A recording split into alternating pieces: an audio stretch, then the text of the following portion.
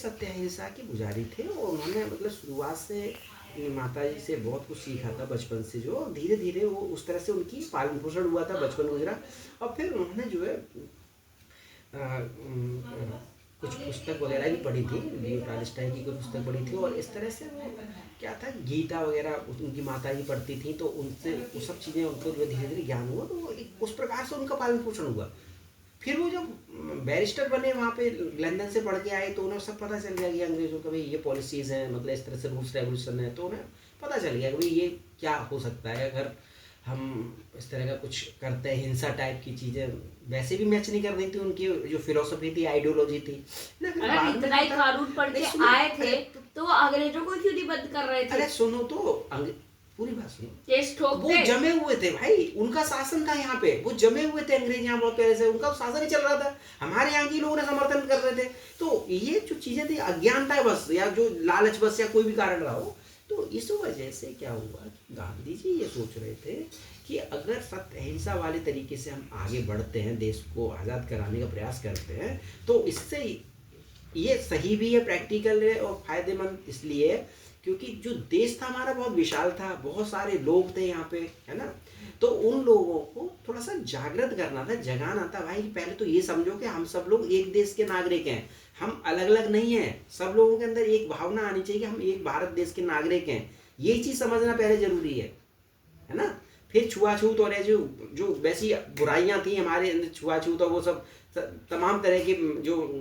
कमियां थी, मतलब जो है उनको दूर करना, है ना। अगली बात ये थी कि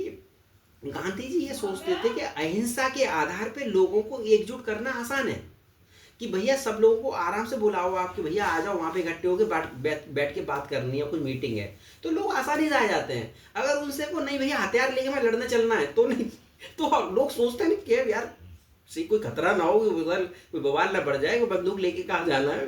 तो एक कारण ये भी था। दूसरी वजह ये थी कि वो ये मान के चल रहे थे कि एक तो हमारे देश के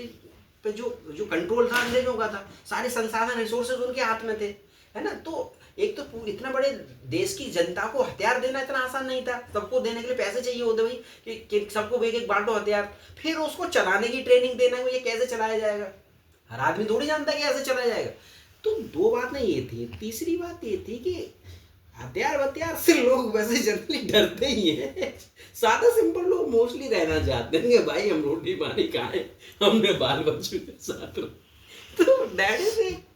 तो ज़्यादातर लोगों को हथियार देना संभव नहीं था, रिसोर्सेज इतने नहीं थे, क्योंकि सारे रिसोर्सेज पर मोस्टली अंग्रेजों का ही कब्जा था, उनके सब बैठे हुए थे सब जगह। अरे उसके बारे में तो गिरा देते अंग्रेजों के बारे में उस